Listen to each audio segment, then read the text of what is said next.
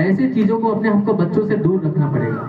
हम अपने मोबाइल में अच्छा चीज़ रख सकते हैं, भक्ति का गीत सुन सकते हैं और बहुत कुछ सीख सकते हैं, लेकिन ये जो फालतू चीज़ें हैं उनको इंस्टॉल करके रखें। ऐसे उपयोग हम लोग नहीं करेंगे।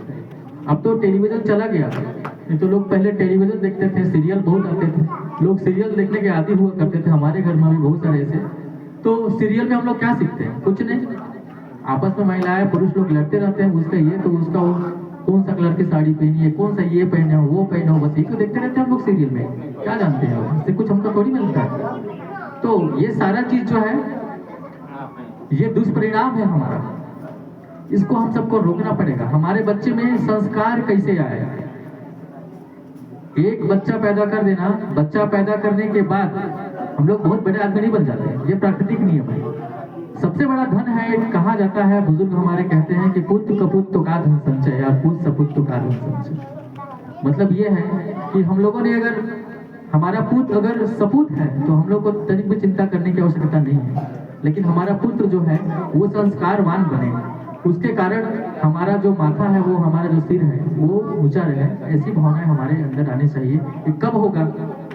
कभी कभी ऐसा होता है कि हम लोग अपने बच्चों को ध्यान नहीं पाते हैं, देखते देखते कभी 5 साल का था, कभी फिर 10 साल का हो जाता है, 12 साल के बाद बात हो जाता है, जवान हो जाता है। तो जब हम छोटे भी हमको कुछ नहीं कह पाते तो बड़े होकर उनको क्या कहेंगे?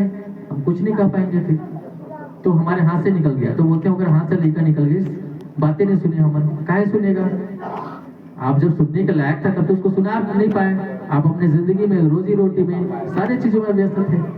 आप अपने जीवन का समय निकालिए। आपका घर का बेटा, आदमी को दृष्टि दोष होता है। दृष्टि दोष ये है कि आदमी के कभी 2 प्रकार का चश्मा लगता है।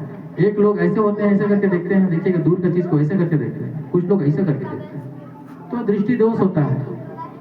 मतलब हम लोग को नजदीक की चीज नहीं दिखाई देता। तो नजदीक में हमारे बच्चे हैं, आप कोशिश कीजिएगा कि वो लोग संस्कारित बने, संस्कारवान बने, उनके अंदर चीजें अच्छा है। जैसे भी हमारे बिटिया लोग आए, बोले कि भाई हम लोग को सांस्कृतिक कार्यक्रम करना है।